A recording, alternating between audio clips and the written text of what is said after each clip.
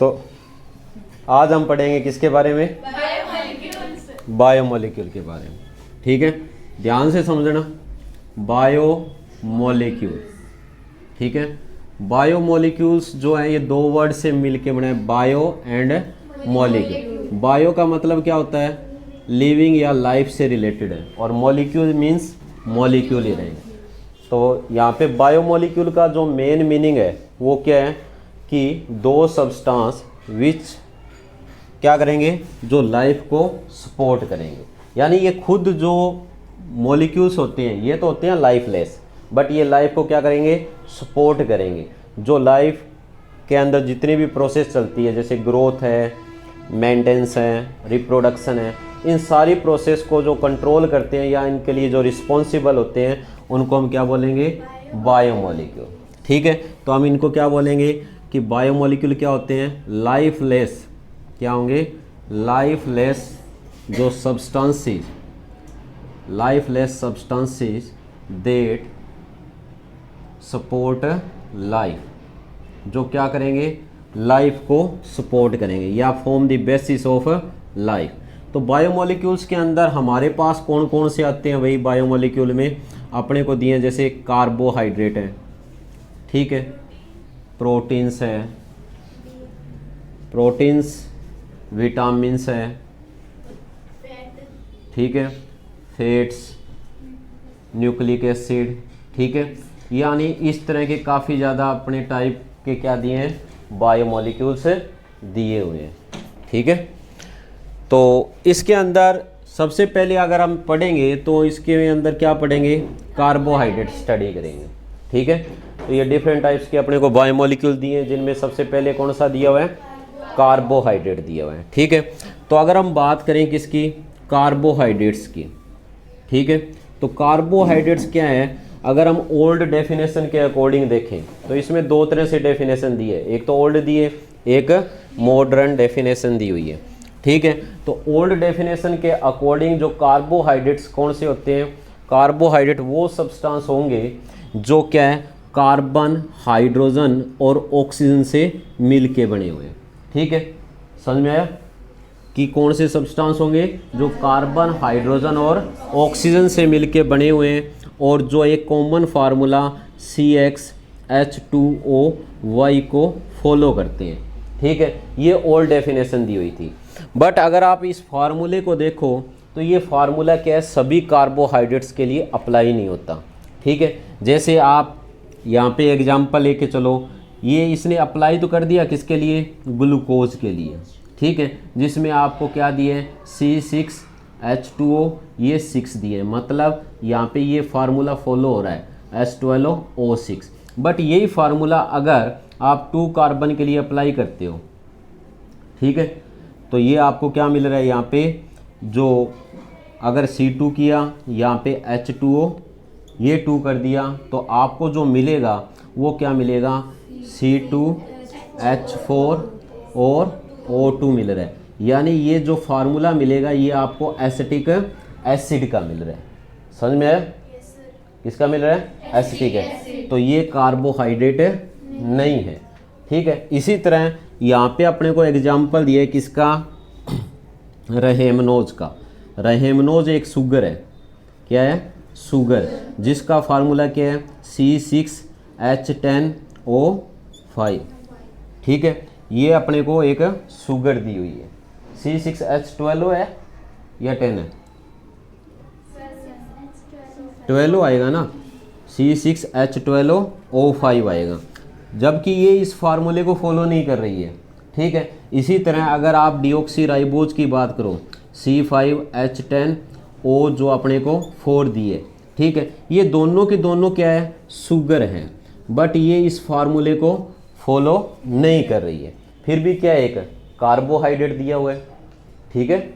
समझ में आई बात? तो यानी ये ज़रूरी नहीं है कि इस फार्मूले को कोई फॉलो करे वही क्या हो? कार्बोहाइड्रेट हो। तो इसके लिए क्या है? फिर एक नई डेफिनेशन आती है किसकी?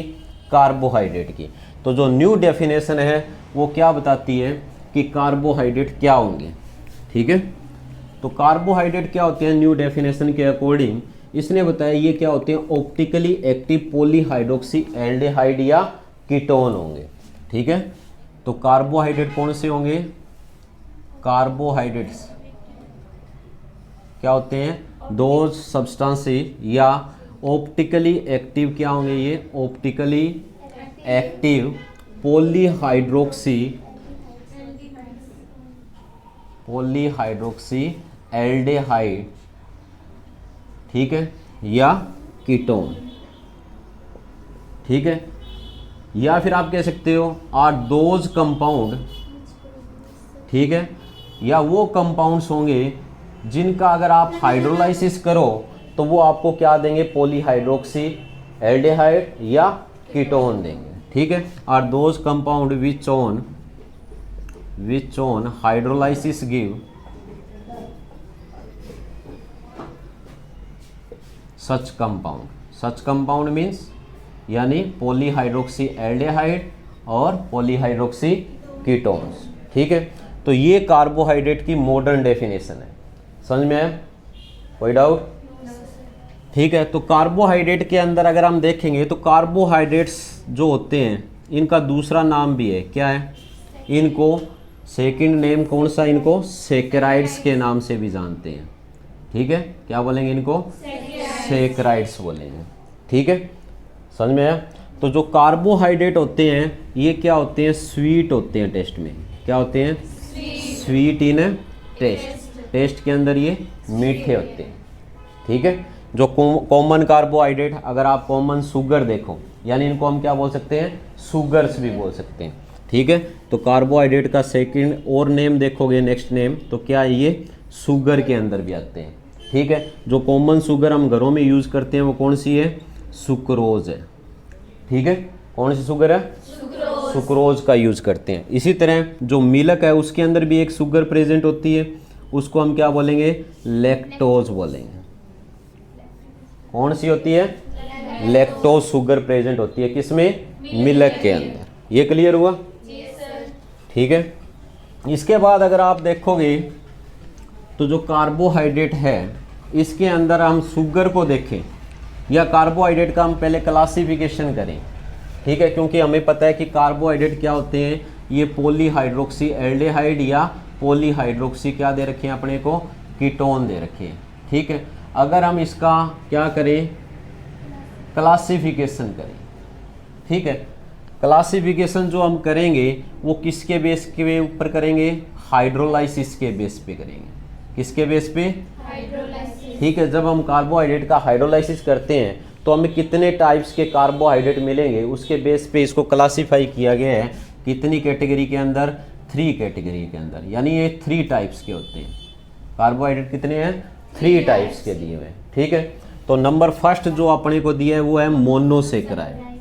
ठीक है, क्या दिए हैं? मोनोसेक्राइड्स। मोनोसेक्राइड्स नंबर सेकंड जो है वो अपने को दिए हैं ओलिगोसेक्राइड। ओलिगोसेक्राइड्स। ठीक है, और जो लास्ट वन है वो दिए अपने को पॉलीसेक्राइड। कौन से हैं? पॉलीसेक्राइड्स। ठीक है, तो सबसे पहले हम स्टडी करेंगे मोनोसेक्राइड्स की। ठीक है, तो मोनोसेक्राइड्स कौन से कार्बोहाइड्रेट होंगे?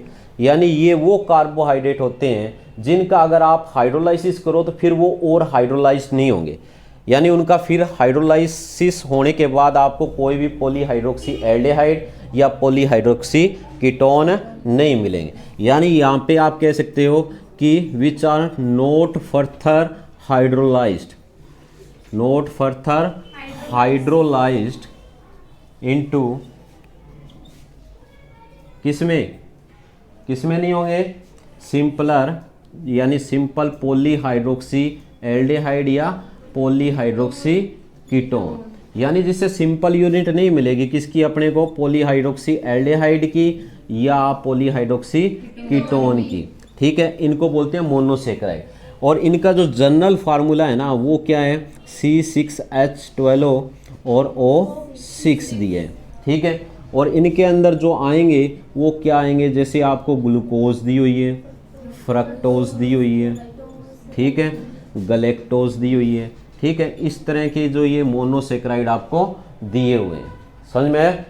उसके बाद हम स्टडी करते हैं किसकी? ओलिगोसेक्राइड। ठीक है। ओलिगोसेक्राइड की अगर हम बात करें तो ओलिगोसेक्राइड कौन से कार्बोहाइड्रेट होते हैं, यानी दो सब्सटेंसेस, यानी यहाँ पे वो सब्सटेंस आएंगे जिनका अगर आप हाइड्रोलाइसिस करोगे तो 2 से लेके 10 तक क्या मिलेंगी, मोनोसेक्राइड यूनिट्स मिलेगी। ठीक है, यानी विच ऑन हाइड्रोलाइसिस क्या देंगे, hydrolysis give 2 to 10 monosaccharide units, क्या देगी, मोनोसेक्राइड यूनिट्स मिलेगी, उनको क्या बोलेंगे, ओलिगोसेक्राइड बोलेंगे। ठीक है, अगर यहाँ पे अपने को क्या मिलती है, 2 मोनोसेक्राइड यूनिट्स मिलेगी तो उसको हम क्या बोलेंगे, डाइसेक्राइड। ठीक है, डाइसेक्राइड्स कौन से होंगे, जिनमें क्या मिले, 2 यानी 2 monosaccharide units are produce after hydrolysis.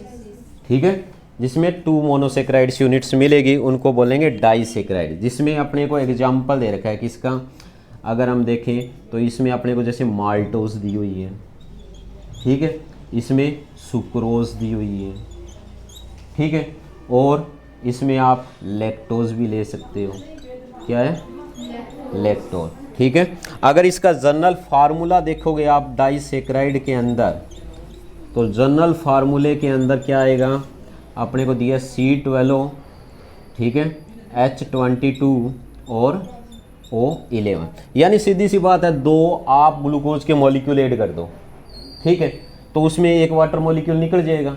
यानी ये फार्मूला अगर आप बनाना चाहते हो C6H12O6, इसके मतलब ये 2 यूनिट जुड़ी है, 2 यूनिट जुड़ी है, तो इसका मतलब आप इसको 2 से मल्टीप्लाई करके और इसमें से आप एक H2O माइनस कर दो, फार्मूला बन जाएगा।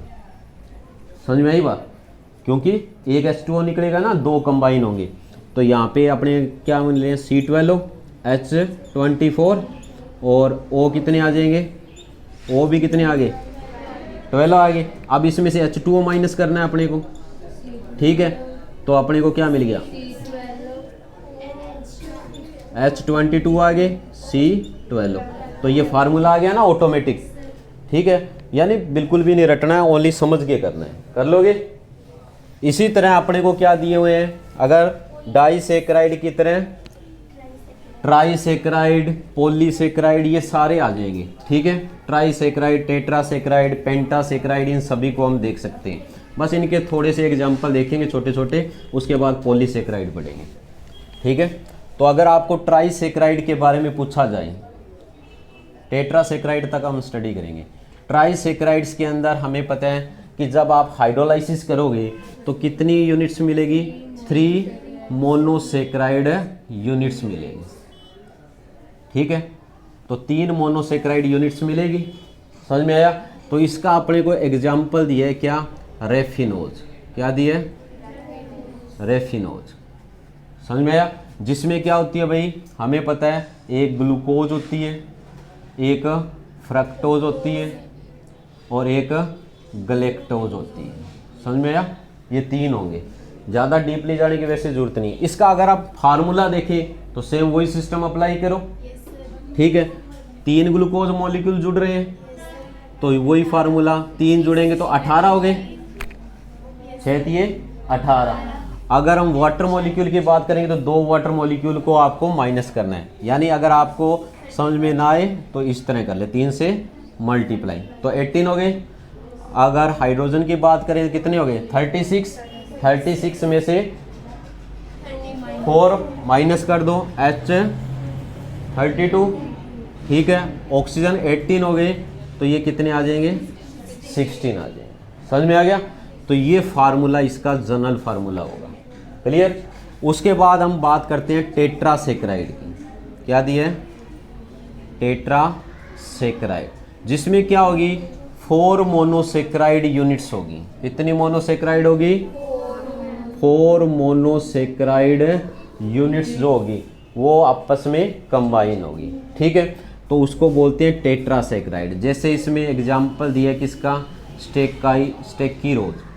ठीक है, इसमें क्या होते हैं, एक ग्लूकोज होगी, ठीक है, एक फ्रक्टोज होगी, ठीक है, और 2 क्या होंगी, गैलेक्टोज के मॉलिक्यूल प्रेजेंट होते हैं, उसको स्टेकिरोज बोलते हैं। समझ में आ गया? ठीक है, मतलब 4 मोनोसेक्राइड यूनिट्स इसके अंदर प्रेजेंट है। क्लियर? उसके बाद जो नेक्स्ट है सी वाला, वो है पॉलीसेक्राइड। ठीक है, तो पॉलीसेक्राइड कौन से होते हैं, यानी वो कार्बोहाइड्रेट्स होंगे जिनका अगर आप हाइड्रोलाइसिस करते हो तो उससे क्या मिलेंगे, large number of monosaccharide units produce होगी। यानी हम कहेंगे इससे क्या मिलेंगे आपको, large number of monosaccharide units is produce after hydrolysis. ठीक है, तो वो क्या होंगे, पॉलीसेक्राइड हो। जैसे अपने को एग्जांपल दिया इसमें किसका, सेलुलोज का है। ठीक है, ग्लाइकोजन है, स्टार्च आ गई। ठीक है, औरों की जरूरत नहीं। ठीक है, एटसेट्रा इसके अंदर ले लेते हैं। तो ये तो हो गया हाइड्रोलाइसिस के बेस के ऊपर क्लासिफिकेशन। ठीक है, क्लियर है? अब देखो एक इंपॉर्टेंट क्वेश्चन आता है यहाँ पे कि शुगर और उसके टाइप। ये फार्मूले में अपने को क्या करना है, देखो इस फार्मूले में अगर आपको ट्राइसेक्राइड का है तो मतलब 3 मोनोसेक्राइड यूनिट जुड़ेगी, और मोनोसेक्राइड का जनरल फार्मूला ये हमारे पास है। ठीक है, जितनी भी मोनोसेक्राइड यूनिट आपस में जुड़ती है तो क्या होगा, वाटर मॉलिक्यूल का लॉस होगा, क्योंकि 2 ग्लूकोज जब आपस में जुड़ेगी तो वहाँ पे एक कंडेंसेशन रिएक्शन होती है। समझ में आई बात? तो एक वाटर मॉलिक्यूल का लॉस होगा। 2 जुड़ेगी तो एक H2O माइनस कर दो, 3 जुड़ेगी तो 2 H2O माइनस कर दो। अगर 4 यूनिट जुड़ रही है जैसे टेट्राऑक्स। ठीक है, अगर आप इसके लिए फार्मूला बनाना चाहो, ठीक है, किसके लिए, टेट्रासेक्राइड, तो मैंने इसको क्या किया, 4 से मल्टीप्लाई किया। ठीक है, तो कितने आ गए, C24 आ गए। ठीक है, तो 4 कंबाइन हुए हैं तो 3 वाटर मॉलिक्यूल निकले हैं। तो 3 का सीधा सा आइडिया रखो, 6 3 18, 18 में से 3 ऑक्सीजन घटाई 15, तो ऑक्सीजन कितने हो गए, 15। ऑक्सीजन कितने हो गए, नहीं 4 से किया है ना, 4 से के 24, 24 में से 3 माइनस किए तो 21, तो हाइड्रोजन डबल हो जाएंगे 42। H2O में क्या होते हैं, डबल होते हैं। ठीक है, तो ये फार्मूला ऑटोमेटिक टेट्रासेक्राइड का मिल जाएगा। समझ में आ गया? कोई डाउट? ठीक है, उसके बाद हम देखते हैं शुगर और नॉन शुगर। अगर कार्बोहाइड्रेट को हम क्लासीफाई करें तो शुगर और नॉन शुगर के बेस पे भी करते हैं। ठीक है, हर टाइप से करना है क्योंकि एग्जाम में पूछा गया CBSE में शुगर नॉन शुगर कौन सी होती है, ऑप्शनल क्वेश्चन भी आ सकते हैं ना। तो देखो जो कार्बोहाइड्रेट है हमें पता है कि टेस्ट में क्या होते हैं, स्वीट होते हैं ना, तो इसलिए इनको शुगर भी बोलते हैं। तो यानी जो टेस्ट में स्वीट होंगे वो तो शुगर होंगे, और जो दूसरे जो टेस्ट में स्वीट नहीं होंगे वो उनको क्या बोलेंगे, नॉन शुगर बोलेंगे। दोनों बातें क्लियर? तो शुगर जो होते हैं ना, शुगर एक तो हमें पता है कि टेस्ट में क्या होंगे, स्वीट होंगे, तो इसका मतलब ये क्या होंगे, टेस्टलेस होंगे। इनको क्या बोलेंगे, कोई टेस्ट नहीं होगा।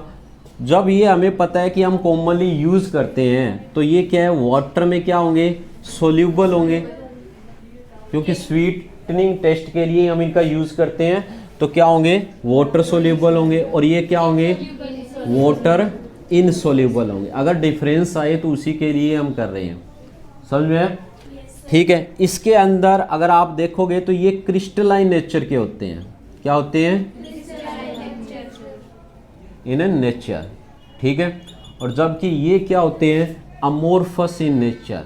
दूसरी फॉर्म होती है ना सब्सटेंस की, एक क्रिस्टलाइन और दूसरी अमोर्फस होती है। ठीक है, अगर इसमें देखें तो जितने भी जो आपको क्या दिए, मोनोसेक्राइड दिए, क्या दिए, मोनोसेक्राइड और ओलिगोसेक्राइड, क्या दिए हैं, ठीक है, वो इसमें आ जाएंगे। जबकि इसमें क्या आएंगे, पॉलीसेक्राइड आ जाएंगे। समझ में आ गया? तो शुगर और नॉन शुगर दोनों की अगर आपसे पूछा जाए तो इन पे नोट भी लिख सकते हो और इनमें डिफरेंस भी कर सकते हो। कोई डाउट किसी को? हो जाएगा? ठीक है, उसके बाद अगर हम बात करें तो फिर और एक क्वेश्चन पूछा जाता है कि कौन सी sugar, reducing and non reducing sugar. ठीक है, क्योंकि ये इंपॉर्टेंट क्वेश्चन है जो आपसे पूछे जा सकते हैं। ठीक है, तो देखो सबसे पहले हम बात करते हैं रिड्यूसिंग शुगर की। किसकी? ठीक है, तो रिड्यूसिंग शुगर कौन सी होगी? यहाँ पे इसने बताया कि आपको कोई भी जो कार्बोहाइड्रेट दिए हैं, ठीक है, जिसमें जो उसके एल्डिहाइड या कीटो ग्रुप जो है वो हेमी एसिटल या हेमी केटल फॉर्म के अंदर प्रेजेंट है। ठीक है, कोई भी कार्बोहाइड्रेट के अंदर जो उनके एल्डिहाइड या कीटोनिक ग्रुप, अभी आपको नहीं पता क्योंकि आपने स्ट्रक्चर स्टडी नहीं किया। ठीक है, तो जो अपने को डेफिनेशन दी है उसमें बस आप मेनली यही ध्यान रखो कि जो शुगर क्या करे, टॉलरेंस रीजन और फेलिंग सॉल्यूशन को क्या कर दे, रिड्यूस कर दे। ठीक है, उसको हम क्या बोलेंगे? Which reduces Tollens reagent. ठीक है, Tollens reagent and Fehling solution किस फॉर्म में? इन इट्स हेमी एसिटल, आगे पढ़ोगे आप, ठीक है, या हेमी केटल फॉर्म। ठीक है, are known as reducing sugar. Clear हुआ? तो इसके अंदर जो आएंगे ना वो क्या आएंगे? मोनोसेक्राइड्स आएंगे। क्या आएंगे? मोनोसेक्राइड्स। ठीक है, और या जो डाइसेक्राइड्स आपको दिए हैं, डाइसेक्राइड्स भी इसी के अंदर आएंगे। किसको छोड़ के?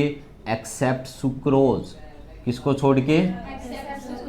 जो सुक्रोज होती है ना वो एक नॉन रिड्यूसिंग शुगर होती है। कंपटीशन में या ऑब्जेक्टिव क्वेश्चन में यही बनता है कि which one of the following is a non reducing sugar.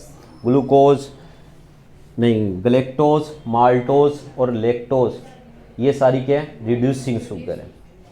ठीक है, ग्लेक्टोज नहीं, सॉरी, क्या आ गई? माल्टोज और जो अपने को क्या दे रखी है? लेक्टोज। ठीक है, तो ये क्लियर हो गया। उसके बाद हम बात करते हैं किसकी?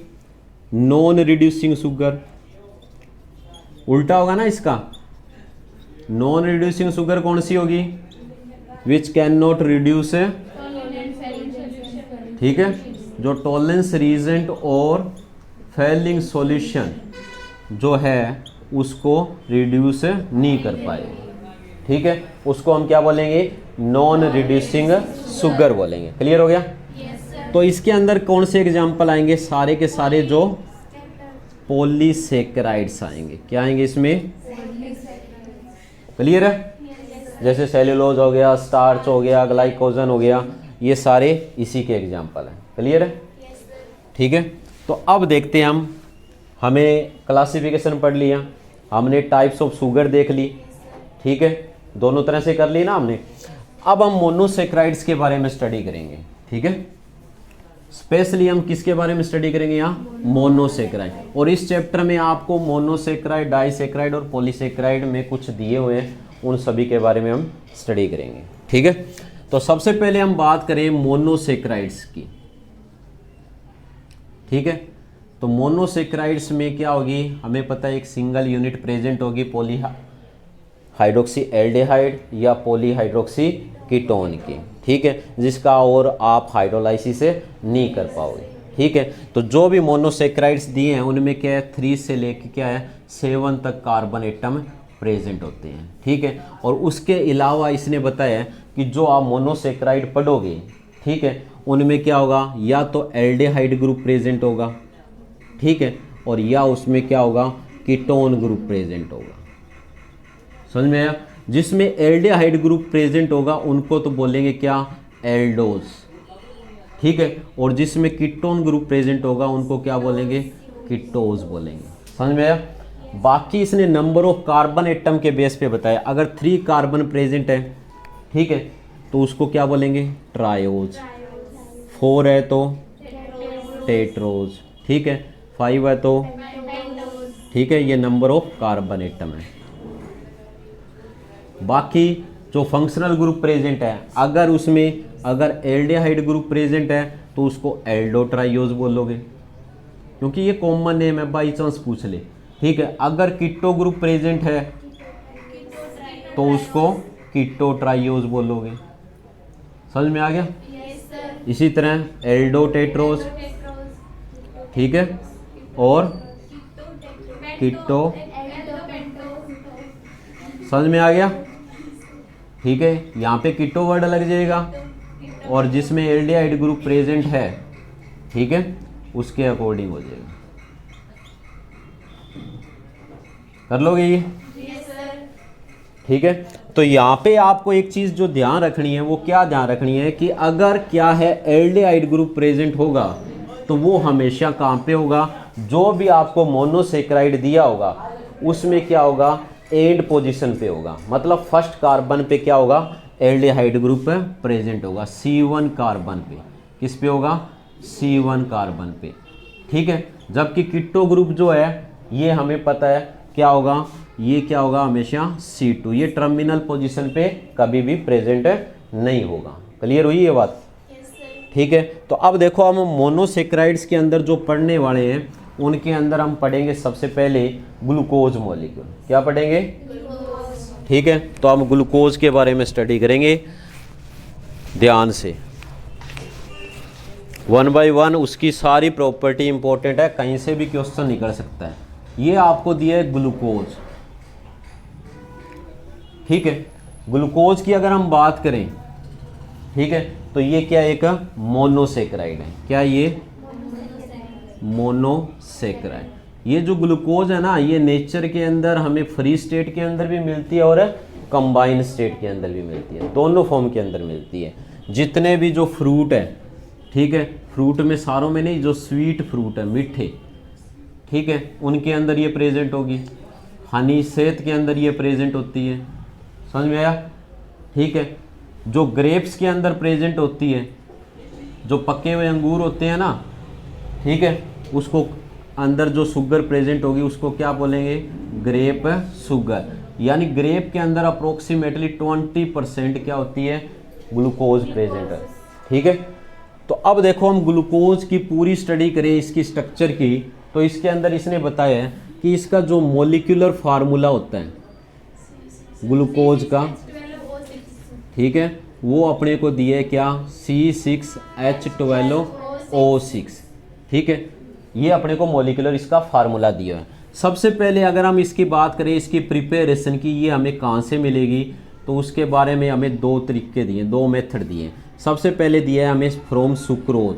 सुक्रोज का अगर आप क्या करते हो, एसिड हाइड्रोलाइसिस करते हो। ठीक है, ये आपको क्या दिए? सुक्रोज दिए। ठीक है, और आप इसका एसिड हाइड्रोलाइसिस करोगे एसिड की प्रेजेंस में, चाहे डाइल्यूट HCl दिया है, चाहे सल्फ्यूरिक एसिड दिए, ठीक है, उनमें करोगे तो आपको क्या मिलेगी? ग्लूकोज और फ्रक्टोज मिलेगी। ठीक है, तो इन दोनों के मॉलिक्यूल मिलते हैं। समझ में आई? तो ग्लूकोज प्लस फ्रक्टोज, एक तो ये मेथड है। दूसरा मेथड ये बता रहा है फ्रॉम स्टार्च, स्टार्च से मिलेगी।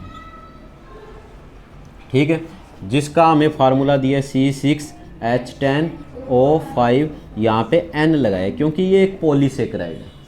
समझ में आया? तो इसके हाइड्रोलाइसिस से भी अपने को क्या मिलती है? ग्लूकोज मिलेगी। ठीक है, क्या मिलेगी? ग्लूकोज मिलेगी अगर आप इसका हाइड्रोलाइसिस करोगे। समझ में आ गया? ठीक है, अब हम इसकी स्ट्रक्चरल स्टडी देखें तो सबसे पहले हम ग्लूकोज का स्ट्रक्चर बनाएंगे, फिर हम उसको देखेंगे कि इसमें क्या है। सबसे पहले अगर आपसे एग्जाम में पूछा जाए ओपन स्ट्रक्चर ऑफ ग्लूकोज, क्या बनाएंगे? Open structure. ठीक है, तो मॉलिक्यूलर फार्मूला हमें पता है कि 6 कार्बन एटम है, तो हमने 6 कार्बन एटम एक लाइन में लिखने हैं, C2, C3, C4, C5 and C6। ठीक है, तो जो फर्स्ट पोजीशन है, हमें पता है ग्लूकोज के अंदर कौन सा फंक्शनल ग्रुप होता है? एल्डिहाइड। तो फर्स्ट पोजीशन पे आप एल्डिहाइड को ज्वाइन कर दो। ठीक है, उसके बाद आपको ध्यान रखना है कि इसमें क्या है, हमें पता है ये पॉलीहाइड्रोक्सी क्या है? एल्डिहाइड है, तो मतलब हाइड्रोक्सी ग्रुप इसमें प्रेजेंट होंगे। सारे के सारे हाइड्रोक्सी ग्रुप आप राइट हैंड साइड में लगाओगे, बस एक पोजीशन को छोड़ के थर्ड पोजीशन को। थर्ड पोजीशन में ओनली OH कहाँ लगाओगे? Left hand side. ठीक है, बाकी OH ग्रुप कहाँ लगाने हैं? राइट हैंड साइड के अंदर। ठीक है, और बाकी जो बॉन्ड है वो हाइड्रोजन लाके पूरे कर देने हैं। ठीक है, समझ में आई बात? तो ये आपको ग्लूकोज का ओपन स्ट्रक्चर दिया हुआ है, ठीक है। अगर आप इसमें देखोगे ग्लूकोज के ओपन स्ट्रक्चर में आपको जो साफ दिखाई दे रहा है वो क्या है, इसमें एक तो क्या है, एल्डिहाइड प्रेजेंट है, ठीक है। दूसरा आप इसमें देखोगे तो एक क्या है, प्राइमरी एल्कोहल ग्रुप प्रेजेंट है, दिख रहा है ना। उसके अलावा इन 4 कार्बन एटम पे जो OH ग्रुप प्रेजेंट है तो वो कौन सा है, सेकेंडरी एल्कोहल। सेकेंडरी एल्कोहल के कितने ग्रुप है यहाँ पे, यानी कितने कार्बन है, 4, ठीक है। समझ में आया। ये आपको ओपन स्ट्रक्चर दिया हुआ है। अभी इसी स्ट्रक्चर को क्लासिफाई करने के लिए काफ़ी टेस्ट दिए हुए हैं, उन्हीं टेस्ट को हम करेंगे। हमें कैसे पता चला कि ग्लूकोज के अंदर एल्डिहाइड ग्रुप है, ठीक है, ग्लूकोज के अंदर प्राइमरी एल्कोहल प्रेजेंट है, ग्लूकोज के अंदर 5 हाइड्रोक्सी ग्रुप प्रेजेंट है। इन सभी पोजीशन का हमें कैसे पता चला कि ग्लूकोज के अंदर जितने भी कार्बन एटम है वो एक स्ट्रेट चेन के अंदर प्रेजेंट है, ठीक है। तो इसके लिए हम आगे करेंगे इनके लिए टेस्ट। तो सबसे पहले अगर आप देखो कि किसके लिए, कि ग्लूकोज क्या एक स्ट्रेट चेन मॉलिक्यूल है, ठीक है, ये कैसे कंफर्म हुआ तो वो देखेंगे।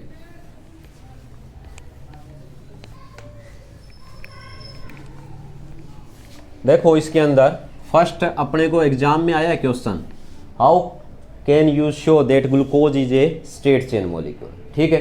तो यानी ये एक स्ट्रेट चेन मॉलिक्यूल है, इसका हमें कैसे पता चला, उसके लिए हमने क्या किया, ग्लूकोज का रिडक्शन करवाया। क्या करवाया, ठीक है। जब ग्लूकोज को किसके साथ ट्रीट किया गया, यहाँ पे इसने बताया हाइड्रोजन आयोडाइड के साथ, किसकी प्रेजेंस में, फॉस्फोरस की प्रेजेंस में, ठीक है, रेड फॉस्फोरस की प्रेजेंस में इसको ट्रीट किया गया। तो इससे क्या मिली, यहाँ से मिली क्या, हेक्सेन मिली। क्या मिली, ठीक है। कई बुक्स में आइडोहेक्सेन भी दिया हो सकता है, ठीक है, साथ में। तो ये मिल रहा है, ये जो हेक्सेन मिल रही है वो एन हेक्सेन मिल रही है। एन हेक्सेन्स मीन यहाँ पे क्या, ये एक स्ट्रेट चेन मॉलिक्यूल मिल रहा है, ठीक है। मतलब सभी कार्बन एटम क्या एक लीनियर रो के अंदर अरेंज है, जो ये कंफर्म करते हैं कि ग्लूकोज क्या एक स्ट्रेट चेन मॉलिक्यूल है। समझ में आया इतना, ठीक है। ये कंफर्म हुआ कि ग्लूकोज क्या होता है, एक straight chain molecule. Second question अपने को दिया है किसके लिए, कि ग्लूकोज के अंदर क्या एक कार्बोनिल ग्रुप प्रेजेंट है, ठीक है। तो कार्बोनिल ग्रुप की जो प्रेजेंस है, कार्बोनिल ग्रुप की जो प्रेजेंस है उसको कैसे शो किया गया। ये कह रहा है कि हमें पता है कि आपने एल्डिहाइड या कीटोन पढ़े हैं, तो जो कार्बोनिल ग्रुप है वो क्या करते हैं, एडिशन रिएक्शन देते हैं ना। तो उसी के अकॉर्डिंग यहाँ पे इसने बताया कि अगर आप ग्लूकोज को हाइड्रोक्सिल एमाइन या हाइड्रोजन साइनाइड के साथ ट्रीट करोगे, ठीक है, हाइड्रोक्सिल एमाइन या हाइड्रोजन साइनाइड के साथ जब ट्रीट करेंगे तो अपने को उनके एडिशन प्रोडक्ट यानी साइनोहाइड्रिन और क्या मिलेंगे, ऑक्साइम मिलेंगे, जो इस बात को कंफर्म करेंगे कि इसमें कार्बोनिल ग्रुप प्रेजेंट है। तो ये जैसे अपने को ये ग्लूकोज मॉलिक्यूल दिए, मैंने इसको शॉर्ट में इस तरह लिख लिया, ठीक है। ये 4 सेकेंडरी हाइड्रोक्सी ग्रुप और 5th वाला जो प्राइमरी है, इस तरह हमने ग्लूकोज को लिख लिया, ठीक है। अगर आप इसकी हाइड्रोजन साइनाइड के साथ रिएक्शन करवाते हो, ठीक है, किसके साथ, हाइड्रोजन साइनाइड के साथ, तो हमें पता है इसके साथ क्या होगी, इसकी एडिशन रिएक्शन होगी, ठीक है। न्यूक्लियोफिलिक एडिशन रिएक्शन होगी, साइनाइड का न्यूक्लियोफिलिक अटैक होगा, पढ़ा है ना आपने एल्डिहाइड कीटोन में, ठीक है। तो ये अपने को जो यहाँ पे प्रोडक्ट मिलेगा, अगर आप उसको देखो तो उसके अंदर क्या होगा, OH और साइनाइड दोनों ग्रुप प्रेजेंट होंगे, ठीक है। यानी क्या मिल रहा है अपने को यहाँ पे, साइनोहाइड्रिन मिल रहा है। क्या मिल रहा है, समझ में आया कि ये नेगेटिव हो गया तो ये इस प्रोटॉन को एक्सेप्ट कर लेगा। ये रिएक्शन आपने मैकेनिज्म समझा होगा, बेसिक मीडियम में होती है, ठीक है। तो यहाँ पे हाइड्रोक्सी और साइनाइड दोनों जुड़ जाएंगे तो अपने को मिलेगा क्या, ग्लूकोज साइनोहाइड्रिन, जो ये बात कंफर्म करता है कि यहाँ पे क्या एक कार्बोनिल ग्रुप प्रेजेंट। अभी इसने ये नहीं शो किया कि एल्डिहाइड ग्रुप है, ओनली क्या बता रहा है, कार्बोनिल ग्रुप। फिर ये कह रहा है कि एक और उसने टेस्ट किया, क्या किया, हाइड्रोक्सिल एमाइन के साथ उसकी रिएक्शन करवाई, किसके साथ, हाइड्रोक्सिल एमाइन, ठीक है। तो आपने हाइड्रोक्सिल एमाइन की रिएक्शन पढ़ी थी ना अमोनिया डेरिवेटिव में, ये होती है हाइड्रोक्सिल एमाइन। ठीक है, अमोनिया डेरिवेटिव में स्टडी किया कि ये जो इसके साथ क्या बना लेगा, H2 बना लेगा ना, तो यहाँ पे क्या मिलेगा, ऑक्साइम मिलेगा, तो CH डबल बॉन्ड NOH मिल जाएगा ये। ठीक है, और ये आ गया CHOH4 और CH2OH, जो क्या बता रहा है कि ग्लूकोज जब हाइड्रोक्सिल एमाइन के साथ रिएक्शन करेगा तो अपने को क्या देगा, ऑक्साइम देगा, तो ग्लूकोज ऑक्साइम मिलेगा। समझ में आया? कोई डाउट है किसी को? ठीक है, तो ये दोनों रिएक्शनें इस बात को कंफर्म करती है कि ग्लूकोज के अंदर क्या प्रेजेंट है, कार्बोनिल ग्रुप प्रेजेंट है। समझ में आ गई बात? ठीक है, इसके बाद हम देखेंगे कि इसमें जो कार्बोनिल ग्रुप प्रेजेंट है वो एल्डिहाइड है। ठीक है, उसका हमें कैसे पता चला, तो उसके बारे में इसने बताया है कि जब हम क्या करते हैं कि ग्लूकोज को कोई माइल्ड ऑक्सीडाइजिंग एजेंट के साथ ट्रीट करेंगे तो हमें क्या मिल रहा है, यहाँ पे इसने बताया ग्लूकोनिक एसिड मिल रहा है। थर्ड स्टेप क्या बताता है, presence of aldehyde.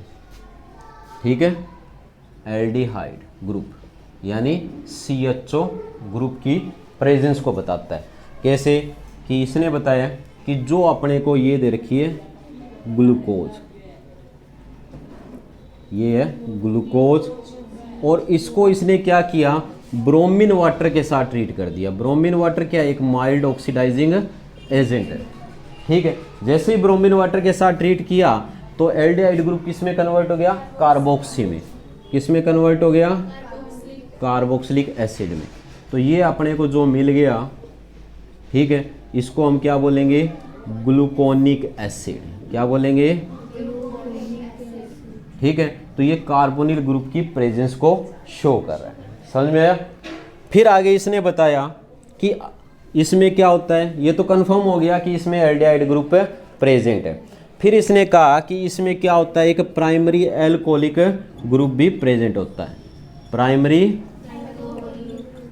Alcoholic group present होगा टर्मिनल पोजीशन पे। ठीक है, तो उसको कैसे कंफर्म किया, ये कह रहा है कि जब ग्लूकोज को उसने स्ट्रॉन्ग ऑक्सीडाइजिंग एजेंट, ये ग्लूकोज का अपने को मॉलिक्यूल दिए, ठीक है, और इसी को उसने किसके साथ ट्रीट किया, स्ट्रॉन्ग ऑक्सीडाइजिंग एजेंट। ग्लूकोज है स्ट्रॉन्ग ऑक्सीडाइजिंग एजेंट, जैसे कि नाइट्रिक एसिड का यूज़ किया उसने, कंसनट्रेटेड नाइट्रिक एसिड डाला।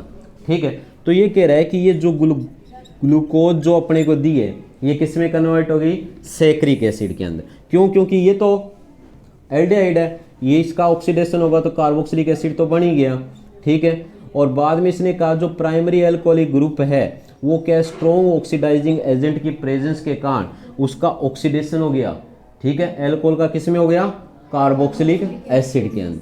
तो इसका मतलब इसमें क्या है, प्राइमरी एल्कोहलिक ग्रुप प्रेजेंट है, तो ये किस में कन्वर्ट हो जाता है, सैक्रिक एसिड के अंदर। ठीक है, अगर यही रिएक्शन आपको इस तरह दी हो, ठीक है, अगर ग्लूकोनिक एसिड में भी आप क्या डालते हो, स्ट्रॉन्ग ऑक्सीडाइजिंग एजेंट, ठीक है, जैसे नाइट्रिक एसिड अगर इसमें भी डाला होता, ठीक है, तो भी अपने को क्या मिलता, सैक्रिक एसिड मिलता। ठीक है, तो यहाँ से ये कंफर्म होता है कि इसमें एल्डिहाइड ग्रुप प्रेजेंट है जो कार्बोनिल ग्रुप था, और यहाँ पे क्या है, प्राइमरी एल्कोहलिक ग्रुप प्रेजेंट है। ठीक है, इतनी बातें कंफर्म हो गई। अब ये लास्ट में कहता है कि ग्लूकोज जो होता है उसके अंदर 5 हाइड्रोक्सी ग्रुप प्रेजेंट है, उसका हमें कैसे पता चला। ठीक है, तो इसमें देखो 5 हाइड्रोक्सी ग्रुप की प्रेजेंस का कैसे पता चला, ये कह रहा है जब ग्लूकोज को प्रेजेंस ऑफ 5 OH ग्रुप यानी हाइड्रोक्सी ग्रुप, ठीक है, 5 हाइड्रोक्सी ग्रुप की प्रेजेंस का डिटेक्ट कैसे करेंगे। तो इसने कहा है कि जो आपको ग्लूकोज दी हुई है उस ग्लूकोज को आप एसिटिक एनहाइड्राइड के साथ क्या करो, ट्रीट करो। ठीक है, जब आप उसका एसिटाइलेशन करोगे, ठीक है, तो हमें क्या मिलेगा, ग्लूकोज पेंटा एसीटेट मिलेगी। देखो एसिटिक एनहाइड्राइड को इस तरह लिख सकते हैं हम, अगर इस रिएक्शन को समझना है, ठीक है, तो हम पूरा ग्लूकोज का स्ट्रक्चर बनाएंगे ताकि आपको क्लियर हो जाए। ठीक है, तो ये फर्स्ट कार्बन है, ये सेकंड कार्बन पे OH, और इधर थर्ड कार्बन पे इधर आ गया, ये फोर्थ, ये फिफ्थ और ये सिक्स्थ। ठीक है, तो ये अपने को दे रखा है ग्लूकोज का स्ट्रक्चर, ओपन स्ट्रक्चर। ठीक है, जैसे ही ये क्या करेगा, एसिटिक एनहाइड्राइड के साथ ये रिएक्शन करेगा तो अपने को क्या देगा, ये CH3 आएगा। ठीक है, ग्लूकोज पेंटा एसीटेट देगा। क्या देगा, पेंटा एसीटेट। ठीक है, जो इस बात को इंडिकेट कर रहा है, जो इस बात को शो करेगा कि ग्लूकोज के अंदर क्या है, 5 हाइड्रोक्सी ग्रुप प्रेजेंट होंगे। ठीक है, इधर हम बना नहीं सकते, इतनी जगह नहीं है। ठीक है, इसलिए इसको मैंने शॉर्ट में लिख दिया। समझ में आई बात? तो क्या होगा, इसका जो H दे रखा है, ठीक है, और ये अपने को दे रखा है, यहाँ पे एक तरह से एसाइलेशन ही हो रहा है। ठीक है, रिप्लेसमेंट हो रही है ना हाइड्रोजन एटम की, किसके साथ, RCO ग्रुप के साथ। ठीक है, तो अपने को क्या मिलेगी यहाँ पे, ग्लूकोज पेंटा एसीटेट मिलेगी। सभी की सभी जो है ना वो इस तरह क्या करेंगे, समझ में आई बात? तो CH3COOH निकल जाएगा। क्या निकला है, एसिटिक एसिड। ठीक है, और यहाँ पे अपने को जो मिलेंगे वो मिलेंगे क्या, ग्लूकोज पेंटा एसीटेट। ठीक है, ये दिए OCOCH3। ठीक है, और प्लस में 5 एसिटिक एसिड मिलेगा। ठीक है, तो ये मिल रहा है अपने को ग्लूकोज पेंटा एसीटेट। तो यहाँ से कंफर्म हो गया कि ग्लूकोज के अंदर क्या है, 5 हाइड्रोक्सी ग्रुप प्रेजेंट है। ठीक है, तो जो हमने ओपन चेन स्ट्रक्चर इसका ग्लूकोज का देखा, तो वो पांचों की पांचों बातें यहाँ पे कंफर्म होती है कि ये एक स्ट्रेट चेन मॉलिक्यूल है, इसमें कार्बोनिल ग्रुप प्रेजेंट होता है। ठीक है, जो कार्बोनिल ग्रुप जो होता है वो एल्डिहाइड है, और इसके अंदर प्राइमरी एल्कोहलिक ग्रुप भी प्रेजेंट है, जो हमने ऑक्सीडेशन से कंफर्म किया। और इसके अलावा इसमें 5 हाइड्रोक्सी ग्रुप प्रेजेंट है। ठीक है, जो एसिटाइलेशन से कंफर्म हो गया। समझ में आ गया? तो ये हो गया किसका, ग्लूकोज का। ठीक है, ये है ओपन स्ट्रक्चर। इसके बाद ये कह रहा है जो ग्लूकोज जो होती है ना, उसका ओनली ओपन स्ट्रक्चर नहीं होता, उसका क्या होता है भाई, साइक्लिक स्ट्रक्चर होता है।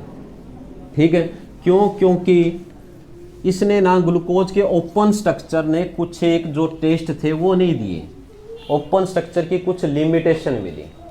ठीक है, साइक्लिक स्ट्रक्चर हम पढ़ें उससे पहले हमें क्या स्टडी करना पड़ेगा, कुछ एक लिमिटेशन स्टडी करनी पड़ेगी।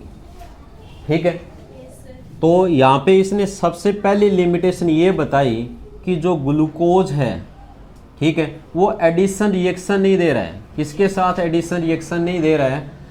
ठीक है, जो एडिशन रिएक्शन है वो 2,4-D यानी 2,4 डाई नाइट्रोफिनाइल हाइड्राजीन के साथ नहीं दे रहा। ठीक है, ना ये सोडियम बाईसल्फाइड के साथ एडिशन प्रोडक्ट दे रहा है। इसका मतलब इसके अंदर जो एल्डिहाइड ग्रुप प्रेजेंट था, ठीक है, वो क्या है, फ्री नहीं है।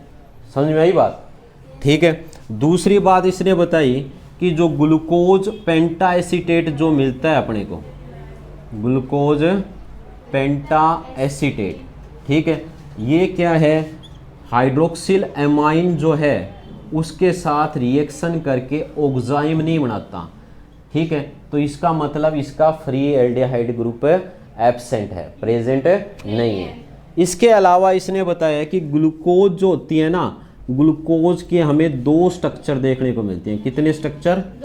यानी ग्लूकोज 2 टाइप के स्ट्रक्चर देगी। एक तो होती है अल्फा ग्लूकोज, ठीक है, और एक होती है बीटा ग्लूकोज। ठीक है, तो 2 टाइप के आपको स्ट्रक्चर देखने को मिलेंगे। अल्फा ग्लूकोज कब मिलेगी? यहाँ पे इसने बताया कि जब ग्लूकोज का जो एक्वस सॉल्यूशन है, ठीक है, ग्लूकोज का जो एक्वस सॉल्यूशन होगा उसका आप क्रिस्टलाइजेशन करवाते हो। क्या करवाते हो? क्रिस्टलाइजेशन करवाओगे 303 केल्विन पे, तो आपको क्या मिलेगी? अल्फा ग्लूकोज मिलेगी। क्या मिलेगी? अल्फा ग्लूकोज मिलेगी। ठीक है, अगर आप क्या करवाते हो, उसी ग्लूकोज का जो क्रिस्टलाइजेशन करवाओगे, ठीक है, 391 केल्विन या इससे ऊपर दिया होगा, ठीक है, 370 केल्विन यानी 2 से 3 एटमॉस्फेरिक प्रेशर पे कराओगे, ठीक है, तो आपको कौन सी फॉर्म मिलेगी, बीटा फॉर्म मिलेगी, यानी बीटा ग्लूकोज मिलेगी। तो इसका मतलब क्या है कि यहाँ पे आपको ग्लूकोज के 2 स्ट्रक्चर भी देखने को मिल रहे हैं। तो ये सारी लिमिटेशन देखते हुए फिर क्या दिया गया, ग्लूकोज का साइक्लिक स्ट्रक्चर दिया गया, और ये साइक्लिक स्ट्रक्चर हम पढ़ेंगे कल, ठीक है। आज के लिए इतना ही। आसान है ना बायोमॉलिक्यूल?